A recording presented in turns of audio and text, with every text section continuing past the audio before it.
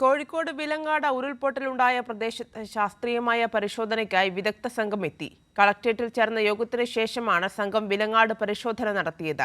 ഉരുൾപൊട്ടലിൽ രേഖകൾ നഷ്ടപ്പെട്ടവർക്ക് രേഖകൾ ലഭ്യമാക്കാൻ ഈ മാസം 16-ന് അദാലത്ത് സംഘടിപ്പിക്കും. വിലങ്ങാട് ഉരുൾപൊട്ടൽ ഉണ്ടായ അടച്ചിപ്പാറ, മഞ്ഞച്ചീളി, പാനോ മേഖലകളിലാണ് വിദഗ്ധ സംഘത്തിന്റെ പരിശോധന ആരംഭിച്ചിരിക്കുന്നത്. 14 വീടുകൾ പൂർണ്ണമായും നശിക്കുകയും 112 വീടുകൾ വാസയോഗ്യമല്ലാതായതായും പ്രാഥമിക പരിശോധനയിൽ കണ്ടെത്തിയിട്ടുണ്ട്.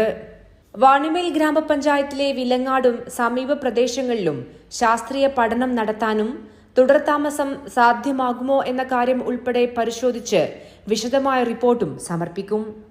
ദുരന്തത്തെക്കുറിച്ച് സമഗ്രമായി പഠിക്കുന്നതിനായി നടത്തിയ ഡ്രോൺ പരിശോധനയിൽ ഉരുൾപൊട്ടലിന് 100-ലേറെ പ്രഭവകേന്ദ്രങ്ങൾ ഉണ്ടെന്ന് കണ്ടെത്തിയിരുന്നു. മേഖലയിലെ ഉരുൾപൊട്ടൽ സാധ്യതാ കേന്ദ്രങ്ങൾ പരിശോധിച്ചതിനു ശേഷമാകും പുനരധിവാസം സംബന്ധിച്ച റിപ്പോർട്ട് നൽകുക. ആഗസ്റ്റ് 20-നുള്ളിൽ സംഘം ജില്ലാ കലക്ടർക്ക് റിപ്പോർട്ട് നൽകും. ചുരുങ്ങിയത് ഒരാഴ്ചയെങ്കിലും ദുരന്തബാധിത മേഖലകളിൽ സംഘം സന്ദർശിക്കും.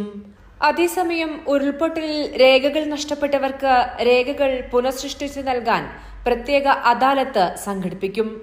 ആഗസ്റ്റ് 16-ന് വിലങ്ങാട് സെന്റ് ജോർജ് ഹൈസ്കൂളിലാണ് അദാലത്ത് നടക്കുക.